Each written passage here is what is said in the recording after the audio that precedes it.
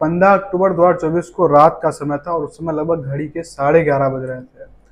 कुछ पुलिस वाले एक व्यक्ति को पकड़कर हॉस्पिटल ले जा रहे थे। वह व्यक्ति बहुत जोरों से चीख रहा था, चिल्ला रहा था और इलाज की गुहार कर रहा था।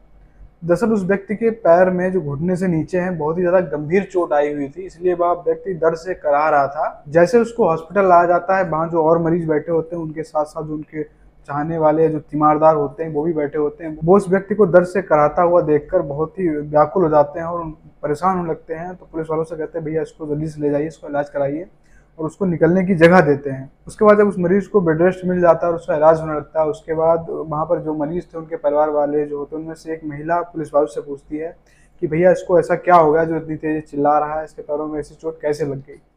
तब पुलिस वाले जो होते हैं वो उसको पूरी कहानी सुनाते हैं, पूरी घटना सुनाते हैं। तब ये सुनकर महिला और जो भी वहाँ पर जितने भी मौजूद वहाँ पर लोग थे सभी गुस्से से भर जाते हैं और पुलिस वालों से कहते हैं कि तुम्हारी गोली घुटने पर आकर क्यों टिक जाती है, वो क्या उससे ऊपर थोड़ी गोली नहीं लग सकती थी। ऐसा कहकर वह उस व्यक्ति के खिलाफ अपना गुस्सा जो है वो दिखाने लगते हैं। आपको भी जब ये कहानी पूरी समझ में आएगी, जब आप भी इस पूरी कहानी को सुनेंगे तो शायद आपके मन में भी सेम ऐसे ही गुस्सा भर जाए और आपका दिल भी बस यही करे कि बस इस व्यक्ति को गोली मार दी जाए, या फिर इसकी ऐसी जगह गोली मारी जाती जिससे भविष्य में कभी किसी को बताता कि इसके गोली कैसे लगी थी तो जो सुनने वाले हैं उनके भी सिर सी दौड़ जाती और कोई भी ऐसे काम को करने से पहले 100 बार सोचता। आज जो मैं आपको सच्ची घटना सुनाने जा रहा हूँ, उस घटना को सुनने के बाद आपके भी कान खड़े हो जाएंगे, रोंगटे खड़े हो जाएंगे और आप भी सोचने पर मजबूर हो जाएंगे कि कोई इंसान मदद करने के नाम पर क्या इतना नीचे गिर सकता है। नमस्कार दोस्तों, स्वागत है आप सभी का हमारे चैनल में। आज की जो मैं आपको सच्ची घटना सुनाने जा रहा हूँ वह घटना है उत्तर प्रदेश का जिला है प्रयागराज। वहाँ पर एक सोराब थाना लगता है, उसके ही नज़दीक में गाँव आता है। उस गाँव में कक्षा 2 में पढ़ने वाली एक लड़की होती है। 2 अक्टूबर 2024 को उसकी माँ उसे एक दवाई देती है और उसे कहती है जाओ बेटा इसको फ्रिज में रखवा कर आओ, अगर ये फ्रिज में नहीं रखी जाएगी तो ये दवाई खराब हो जाएगी।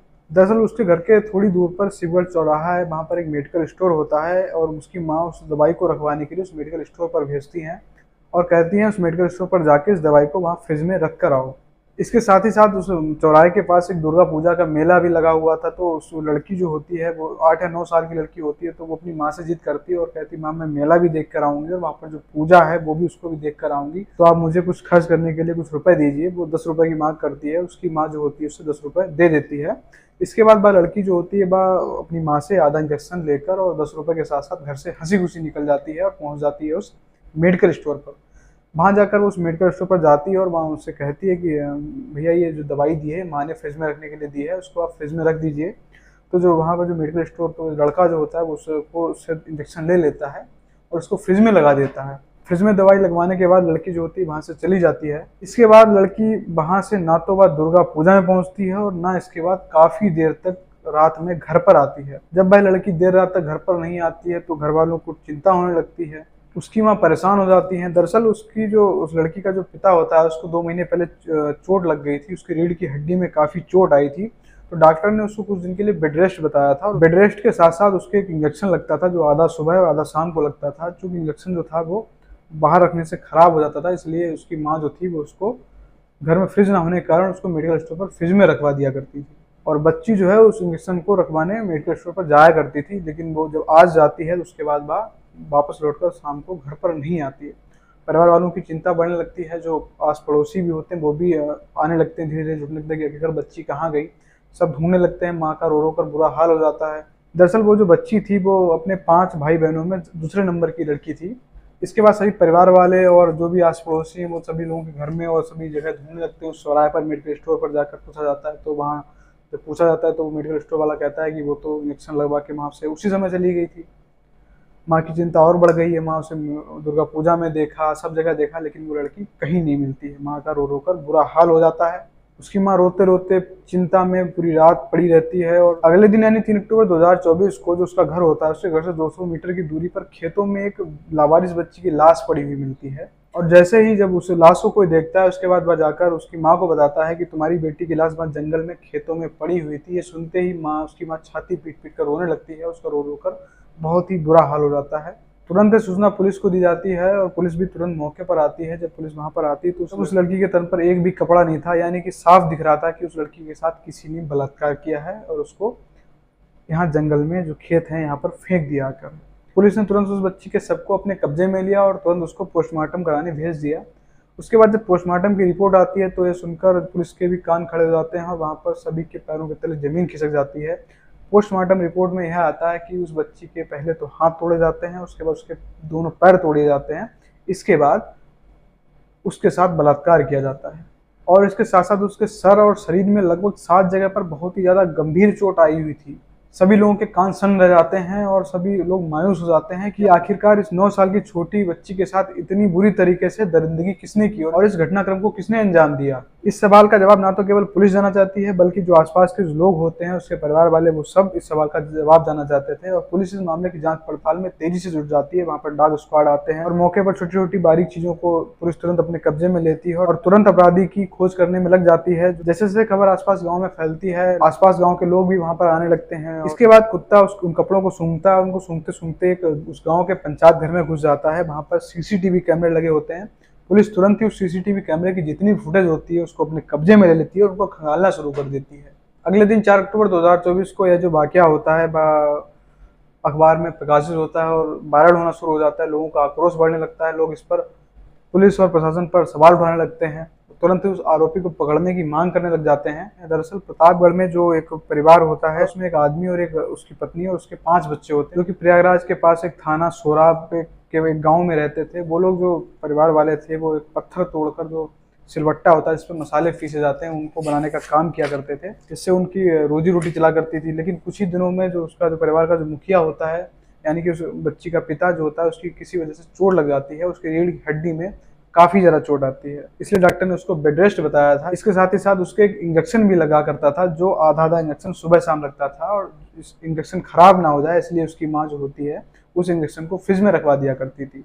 चूंकि घर में फ्रिज होता नहीं है इसलिए वह उसकी जो माँ उस बच्ची को भेज दिया करती थी और पड़ोस के जो मेडिकल पर फ्रिज हुआ करता था वहां पर उसको उसमें रखवा दिया करती थी। लेकिन 2 अक्टूबर को उसकी लड़की ऐसा घर से जाती कि बेचारी दोबारा वापस नहीं आ पाती और उसके साथ इतनी दरिंदगी के साथ बलात्कार किया जाता है। पुलिस ने उस गांव के आसपास जितने में सीसीटीवी कैमरे लगे थे, उस पंचायत घर में जितने सीसीटीवी कैमरे लगे थे, उनके डीवीआर को अपने कब्जे में लिया, उनको खंगाला। इसके साथ ही साथ पुलिस ने 65 से ज्यादा लोगों को हिरासत में लिया और उनसे पूछताछ की, लेकिन फिर भी पुलिस के हाथ कुछ नहीं चल रहा था। तभी अचानक 12 अक्टूबर 2024 को एक व्यक्ति ने पुलिस को जो एक ऐसा डीवीआर उपलब्ध कराया, उस डीवीआर में उस बच्ची को देखा जा सकता था। बच्ची जो होती है किसी व्यक्ति की साइकिल पर बैठकर कहीं जा रही होती है। जब लोग गांव वालों को दिखाया जाता है कि जो व्यक्ति साइकिल चला रहा है वह व्यक्ति कौन है, तो लोग उसकी पहचान जो मुकेश कुमार के नाम पर करते हैं, जो कि पेशे से मजदूरी किया करता था और खेतों में काम किया करता था। जब पुलिस वालों ने गांव वाले से उसकी पहचान निकाली तब पुलिस वाले उस जो मुकेश कुमार के घर में और सब जगह ढूंढने लग जाते हैं, तो पता चलता है कि वह मुकेश कुमार जो होता है वो काफी दिन से फरार होता है। पुलिस वालों को पक्का यकीन हो जाता है कि यह घटनाक्रम को उसी ने अंजाम दिया। इसके बाद पुलिस उसको पकड़ने पर जुट जाती है। उसके बाद पुलिस को सूचना प्राप्त होती है 15 अक्टूबर 2024 को कि वह व्यक्ति जो है जुड़ा अबू दादूपुर में वह व्यक्ति आने वाला होता है। वैसे ही पुलिस वहां जाल बिछा देती है और जैसे ही वह व्यक्ति वहां आता है और पुलिस को देखता है, वह वहां से भागना शुरू कर देता है। जब वहां से भागना शुरू करता है तो पुलिस वाले उसका पीछा करते हैं और इसी बीच जो पुलिस वाले होते हैं उसके घुटनों पर गोली चला देते हैं और वह व्यक्ति वहां घायल होकर गिर जाता है, जिसे बाद में पुलिस हॉस्पिटल लेकर जाती है। जब पुलिस उससे पूछताछ करती है तब वह चौंकाने वाली बात बताता है। वह बताता है कि 2 अक्टूबर की शाम लगभग 6:30 बजे की बात होती है। मुकेश कुमार उस लड़की को चौराहे के पास देखता है और उससे पूछता है कि वह कहाँ जा रही है, क्या वह घर जाना चाहती है, वह उसे घर छोड़ देगा। यह कहकर वह लड़की कहती है कि मुझे दुर्गा पूजा में जाना है। तो जो मुकेश होता है वो कहता है ठीक है, मैं तुमको वहाँ दुर्गा पूजा में लिए चलता हूँ, और वह उसकी साइकिल पर बैठ जाती है। उसके बाद जो मुकेश जो होता है वह साइकिल पर बैठाल कर उस लड़की को गाँव के अलग अलग रास्तों से लेकर उसको चल देता है। इसके साथ साथ मुकेश ने बहुत ज़्यादा शराब भी पी हुई थी। मुकेश उसको लेकर जंगलों की तरफ चल देता है और वहाँ पर जाकर सुनसान, जहाँ पर रास्ता सभी खेत पड़े होते हैं, वहाँ पर उस लड़की को उतारता है और अपने कपड़े उतारना शुरू कर देता है। लड़की देखकर बहुत ज़्यादा चीखने लगती है।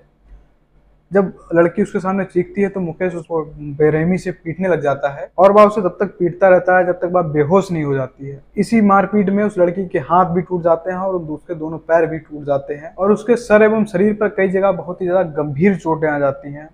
इसके बाद वह लड़की बेहोश हो जाती है और अपनी आत्मा को तृप्त करने के बाद जब उसे चैन मिल जाता है, उस गंदे काम करने के बाद चैन मिल जाता है, तब उसे होश आता है कि वह लड़की उसे पहचान चुकी है और वह पुलिस और अपने घर वालों को सब कुछ बता देगी। तब उस व्यक्ति के पास एक डंडा पड़ा हुआ होता है, वह उस डंडे को उठाता है और उस लड़की के सर पर बहुत तेजी से मारता है। जैसे डंडा उस लड़की के सर पर पड़ता है, लड़की की मौके पर ही मौत हो जाती है। दरअसल जहाँ पर लड़की पड़ी हुई थी वहां पर खून के धब्बे भी पड़े हुए थे। पुलिस ने जब इस घटनाक्रम का खुलासा किया तब लोगों को यकीन नहीं हो रहा था कि कोई किसी की हेल्प करने वाला किसी के लिए दरिंदा बन सकता है, ऐसा कोई सोच नहीं सकता था। उसने अपनी मन की मनमानी करने के लिए उस 9 साल की बच्ची के साथ कितनी मारपीट की, उसके हाथों को तोड़ दिया, उसके पैरों को तोड़ दिया, अपने उस आत्मा की तृप्ति के लिए, उस घिनौने कृत्य को अंजाम देने के लिए। यह सोचकर ही रोए खड़े हो जाते हैं। इस घटना को आपके बीच लाकर आपको जागरूक करना है और आपको सचेत करना है। आप भी इस बात के लिए जागरूक हो जाइए। किसी भी छोटी बच्ची को या किसी के साथ, चाहे वो कितना भी घनिष्ठ मित्र क्यों ना हो, उसे अकेला ना भेजिए घर से।